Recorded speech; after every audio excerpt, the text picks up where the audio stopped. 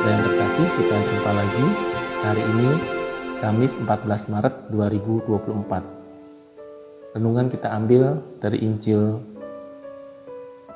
Yohanes bab 5 ayat 31 sampai dengan ayat 47. Perbuatan-perbuatan sekecil apapun berkenan di hadapan Allah. Sahabat Lontar Sabda yang terkasih, zaman kita ini kadang-kadang menuntut suatu bukti atas segala sesuatu. Bukti itu menjadi penting sehingga bisa menjadi kesaksian. Sebagai contoh misalnya, kalau ada kecelakaan, maka ada yang namanya olah TKP. Olah TKP itu memerlukan bukti dan juga memerlukan kesaksian. Kalau kita belanja di supermarket atau di toko modern, maka kita memerlukan bukti, nota atau struk belanja sebagai bukti. Bahkan di toko-toko modern itu dituliskan, kalau tidak diberi nota atau slip belanja, maka tidak usah membayar. Sebetulnya tujuannya adalah supaya terjadi yang namanya transparansi dalam relasi atau dalam transaksi tadi. Demikian juga dalam kehidupan beriman. Maka kehidupan beriman juga diperlukan bukti. Bukti bahwa kita adalah pengikut Kristus. Dan bukti itu kita nyatakan dalam perbuatan-perbuatan kita yang nyata, yang sesuai dengan sabda-sabda Tuhan, ajaran-ajaran gereja, dan juga tentu tradisi-tradisi iman yang kita miliki.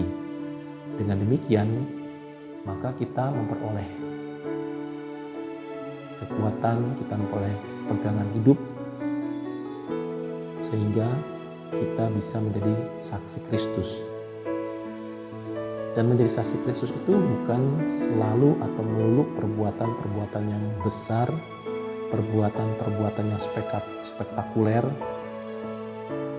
tapi dimulai dari perbuatan-perbuatan yang kecil. Nah, perbuatan-perbuatan kecil inilah yang menuntun kita, yang menjadikan kita saksi Kristus di dalam hidup kita bersama-sama. Sebagai contoh misalnya, bagaimana sebagai orang Kristiani dalam hidup bersama itu kita diharapkan bersikap lemah lembut. Nah, sikap lemah lembut itu menjadi penting untuk memberikan kesaksian dalam hidup kita, bahwa kita adalah pengikut-pengikut Kristus yang tidak suka dengan kekerasan, yang tidak suka dengan hal-hal yang menindas. Maka sikap lemah lembut itu mesti kita terapkan. Tentu aspeknya adalah luas. Kalau saya mengatakan lemah lembut, kita mulai dari misalnya tutur kata. Bagaimana tutur kata kita itu menentukan, mencerminkan siapa kita. Dan cerminnya itu adalah Kristus sendiri kalau kita sebagai orang Kristiani. Yesus yang lemah lembut, Yesus yang baik hati, bahkan Yesus yang selalu tergerak hatinya, dan itu yang harus tumbuh dalam diri kita sebagai orang Kristiani. Supaya sikap yang lemah lembut itu kita lakukan menjadi suatu habit, menjadi suatu kebiasaan. Dan kebiasaan itu diharapkan juga dicontoh atau dilakukan oleh orang-orang di sekitar kita.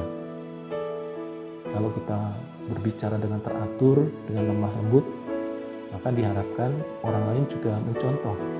Bahkan kadang-kadang orang lain juga kekeuh atau merasa risih kalau tidak melakukan atau berbicara dengan lemah lembut. Dan kalau itu kita biasakan, walaupun kita kadang-kadang dicerca, dimaki-maki, tetapi kita tetap lemah lembut, maka itu menjadi kesaksian dalam hidup kita. Oleh karena itu, sahabat Lontar Sabda yang terkasih, maka Injil hari ini mengajak kita supaya pertama-tama kita menjadi terang Kristus, menjadi saksi Kristus di tengah-tengah kegelapan hidup, di tengah-tengah dunia yang penuh dengan kekerasan, kekacauan. kita tetap menjadi orang Kristus, kita menjadi murid-murid Kristus, kita tetap membawa sikap-sikap Kristus di dalam kehidupan kita. Memang tidak mudah. Kadang-kadang kita cenderung justru menampilkan pribadi kita dibandingkan dengan pribadi Kristus. Ya, seperti contoh misalnya Petrus. Yesus mengatakan, Petrus, di atas batu karang ini akan kudirikan jemaatku, dan alam maut tidak akan menguasainya lagi. Maka sebetulnya pertama-tama jemaat yang didirikan itu bukan atas pribadi Petrus, tetapi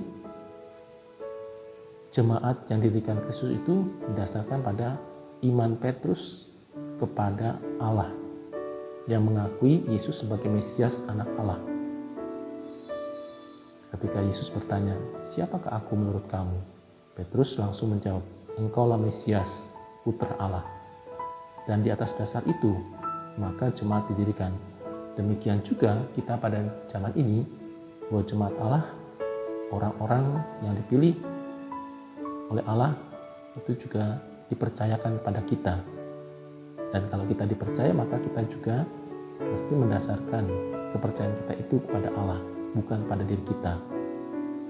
Pendek kata, bahwa kita menjadi saksi Kristus, kita mendahulukan kepentingan Allah, bukan kepentingan diri kita sendiri. Semoga kita dapat memaknai masa Prapaskah ini dengan lebih mendalam. Tuhan memberkati.